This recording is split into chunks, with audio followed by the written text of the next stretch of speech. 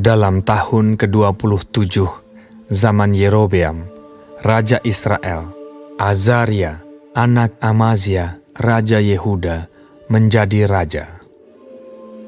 Ia berumur 16 tahun pada waktu ia menjadi raja, dan 52 tahun lamanya ia memerintah di Yerusalem.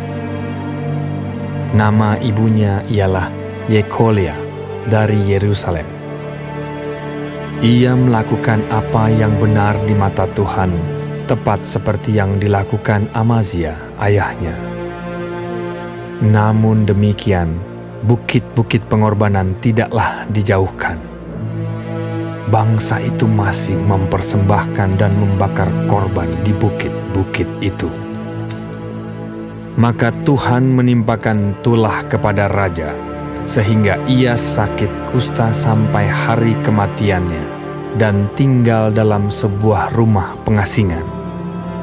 Dan Yotam, anak raja, mengepalai istana dan menjalankan pemerintahan atas rakyat negeri itu. Selebihnya dari riwayat Azaria dan segala yang dilakukannya, bukankah semuanya itu tertulis dalam kitab sejarah raja-raja Yehuda?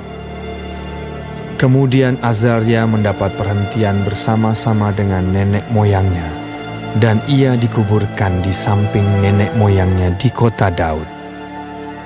Maka Yotam anaknya menjadi raja menggantikan dia. Dalam tahun ke-38 zaman Azaria, Raja Yehuda, Zakaria anak Yerobeam menjadi raja atas Israel di Samaria. Ia memerintah 6 bulan lamanya. Ia melakukan apa yang jahat di mata Tuhan, seperti yang telah dilakukan oleh nenek moyangnya. Ia tidak menjauh dari dosa-dosa Yerobeam bin Nebat yang mengakibatkan orang Israel berdosa pula. Salum bin Yabes mengikat persepakatan melawan dia, membunuh dia di Yibleam, kemudian menjadi raja menggantikan dia. Selebihnya dari riwayat Zakaria, sesungguhnya semua itu tertulis dalam kitab sejarah raja-raja Israel. Bukankah begini firman Tuhan yang diucapkannya kepada Yehu? Anak-anakmu sampai kepada keturunan yang keempat akan duduk di atas tahta Israel. Dan terjadilah demikian. Salum bin Yabes menjadi raja dalam tahun yang ke-39 zaman Uzia, Raja Yehuda. Ia memerintah sebulan lamanya di Samaria. Sesudah itu majulah Menahem bin Gadi dari Tirza, lalu sampai ke Samaria. Ia membunuh Salum bin Yabes di Samaria, kemudian menjadi raja menggantikan dia. Selebihnya dari riwayat Salum dan persepakatan yang diadakannya, sesungguhnya semuanya itu tertulis dalam kitab sejarah raja-raja Israel. Pada waktu itu, dengan mulai dari Tirza, Menahem memusnahkan Tifsah dan semua orang yang ada di dalamnya serta daerahnya. Sebab orang tidak membuka pintu kota baginya, maka dimusnahkannyalah kota itu, dan dibelahnya semua perempuannya yang mengandung.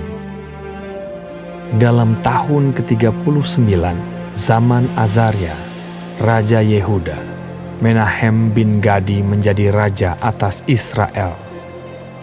Ia memerintah 10 tahun lamanya di Samaria. Ia melakukan apa yang jahat di mata Tuhan. Sepanjang umurnya ia tidak menjauh dari dosa-dosa Yerobeam bin Nebat yang mengakibatkan orang Israel berdosa pula. Pul, Raja Asyur, datang menyerang negeri itu. Lalu Menahem memberi 1000 talenta perak kepada Pul, supaya dibantunya dia mengokohkan kerajaan itu di tangannya. Menahem mengeluarkan uang ini atas beban Israel dan atas beban semua orang yang kaya raya untuk diberikan kepada Raja Asyur. 50 shikal perak dari setiap orang. Lalu pulanglah Raja Asyur, dan ia tidak tinggal di sana di negeri itu. Selebihnya dari riwayat Menahem dan segala yang dilakukannya, bukankah semuanya itu tertulis dalam kitab sejarah raja-raja Israel? Kemudian Menahem mendapat perhentian bersama-sama dengan nenek moyangnya. Maka Pekahya anaknya menjadi raja menggantikan dia. Dalam tahun ke-50 zaman Azaria, Raja Yehuda, Pekahya anak Menahem menjadi raja atas Israel di Samaria. Ia memerintah 2 tahun lamanya. Ia melakukan apa yang jahat di mata Tuhan. Ia tidak menjauh dari dosa-dosa Yerobeam bin Nebat yang mengakibatkan orang Israel berdosa pula. Lalu perwiranya, yakni Pekah bin Remalia, mengadakan persepakatan melawan dia dan membunuh dia di Samaria di puri istana raja. Beserta dia ada Argob dan Arie serta 50 orang dari Bani Gilead. Dibunuhnyalah Pekahya, kemudian menjadi raja menggantikan dia. Selebihnya dari riwayat Pekahya dan segala yang dilakukannya, sesungguhnya semuanya itu tertulis dalam kitab sejarah raja-raja Israel. Dalam tahun ke-52 zaman Azaria, Raja Yehuda, Pekah bin Remalia menjadi raja atas orang Israel di Samaria. Ia memerintah 20 tahun lamanya. Ia melakukan apa yang jahat di mata Tuhan. Ia tidak menjauh dari dosa-dosa Yerobeam bin Nebat yang mengakibatkan orang Israel berdosa pula. Dalam zaman Pekah, Raja Israel, datanglah Tiglat-Pileser, Raja Asyur. Direbutnyalah Iyon, Abel Bet-Maakah, Yanoah, Kedesh dan Hazor, Gilead dan Galilea, seluruh tanah Naftali, lalu diangkutnyalah penduduknya ke Asyur ke dalam pembuangan. Hosea bin Ela mengadakan persepakatan melawan Pekah bin Remalia. Dibunuhnyalah dia, kemudian dia menjadi raja menggantikannya dalam tahun ke-20 zaman Yotam bin Uzia. Selebihnya dari riwayat Pekah dan segala yang dilakukannya, sesungguhnya semuanya itu tertulis dalam kitab sejarah raja-raja Israel. Dalam tahun kedua zaman Pekah bin Remalia, Raja Israel, Yotam anak Uzia, Raja Yehuda, menjadi raja. Ia berumur 25 tahun pada waktu ia menjadi raja, dan 16 tahun lamanya ia memerintah di Yerusalem. Nama ibunya ialah Yerusa, anak Zadok.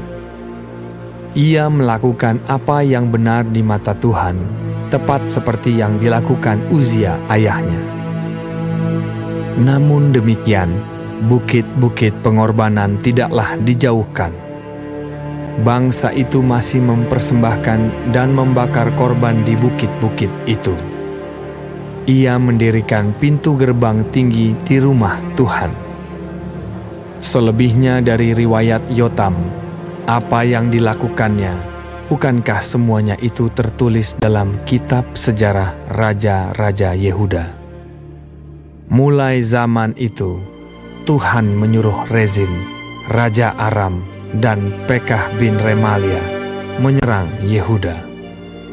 Kemudian Yotam mendapat perhentian bersama-sama dengan nenek moyangnya, dan ia dikuburkan di samping nenek moyangnya di kota Daud, bapa leluhurnya. Maka Ahaz anaknya menjadi raja menggantikan dia.